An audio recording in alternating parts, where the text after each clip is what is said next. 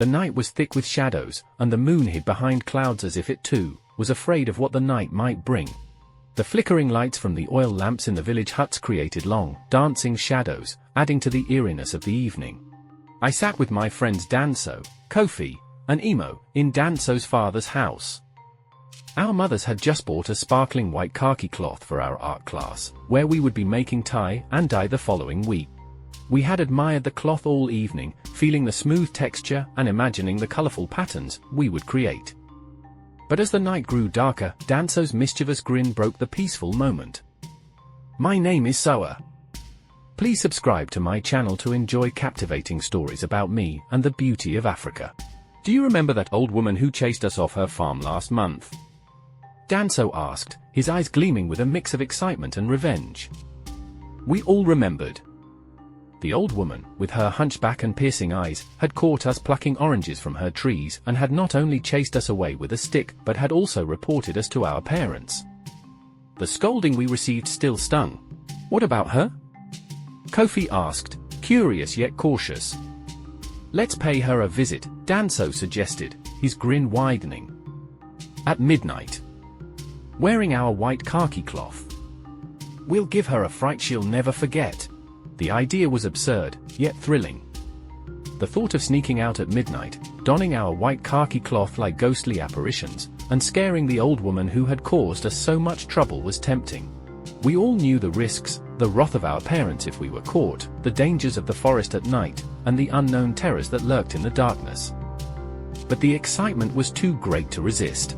When the village grew quiet, and the only sounds were the distant hoots of owls and the rustling of leaves in the wind, we made our move. Clad in our white khaki cloth, we felt like spirits ourselves, blending into the night. My heart pounded in my chest as we crept out of our homes, careful not to wake our parents. The forest around us was a maze of towering trees, their branches twisted and gnarled, like the fingers of ancient spirits reaching out to grab us. The air was thick with the scent of damp earth and decaying leaves, and the occasional rustle in the underbrush made us jump.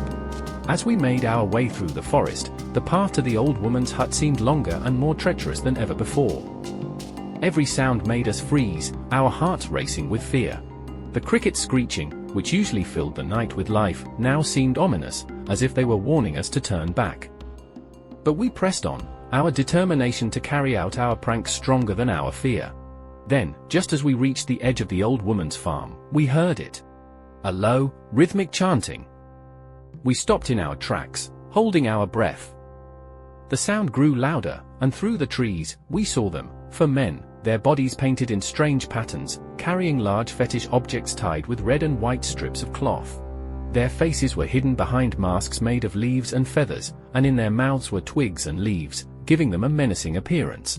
Fear gripped us, and we huddled together, our white cloths glowing faintly in the darkness.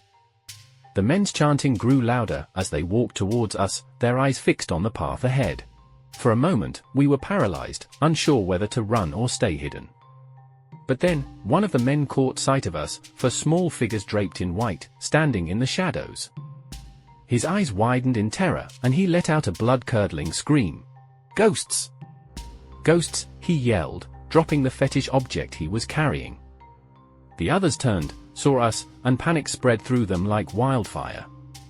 They threw down their fetish objects and took off into the forest, their screams echoing in the night. That was all we needed.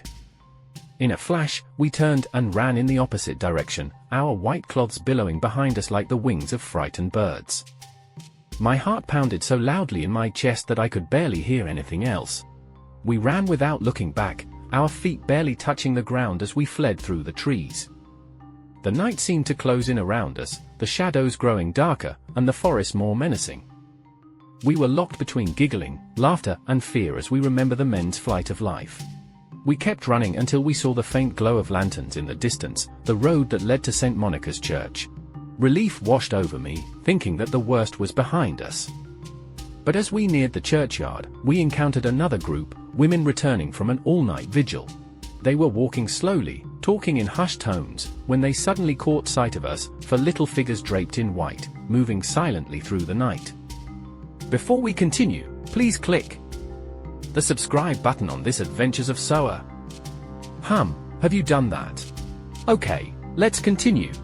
For a moment, the women stood frozen, their eyes wide with fear. Then, as if on cue, they screamed and scattered, running in all directions. Their cries filled the night, and once again, we found ourselves running, this time in the opposite direction. We didn't stop until we reached the edge of the village, our lungs burning, our legs trembling with exhaustion. We collapsed onto the ground, gasping for breath, our white clothes now stained with mud and leaves. The night had taken on a surreal quality, the shadows dancing around us, the distant sounds of the forest seeming to mock our foolishness. We eventually made our way back to our homes, sneaking in as quietly as we had left. I crept into bed, my heart still racing, my mind replaying the night's events. As I drifted off to sleep, I could still hear the echoes of the women's screams and the men's shouts of ghosts ringing in my ears. The next morning, the village was buzzing with talk of the strange events that had occurred during the night. Everyone was talking about the white ghosts that had been seen roaming the village. My mother, along with several other women, gathered in the courtyard to discuss the sightings. I swear, I saw them with my own eyes, one woman said, her voice trembling. For little white figures, moving through the forest like spirits. They must be the ghosts of children who died long ago. My mother nodded, her face pale. I heard the same thing. The men from the village ran into them near the old woman's farm. They say the ghosts chased them away. I listened in silence, my heart pounding with a mix of fear and excitement and smiles. The village was in a panic, and little did they know that the ghosts they feared were none other than us, 4 boys who had let their imagination and a desire for mischief lead them into the forest at night. The fear of the night still clung to me, and every rustle of the wind or creak of the old wooden hut made me jump. I knew we had been lucky, luckier than we deserved, and the thought of what could have happened kept me awake for many nights after.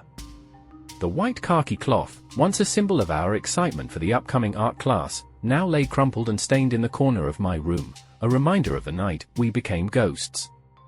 As the days passed, the panic in the village slowly subsided, but the memory of that night stayed with us, a secret we carried with a mix of pride and shame. We never spoke of it again, but every time I saw a flash of white in the distance or heard the wind rustling through the trees at night, I couldn't help but think of that night, the night when 4 little white fairies roamed the village, spreading fear and panic wherever they went. I hope you enjoyed my story. Please subscribe.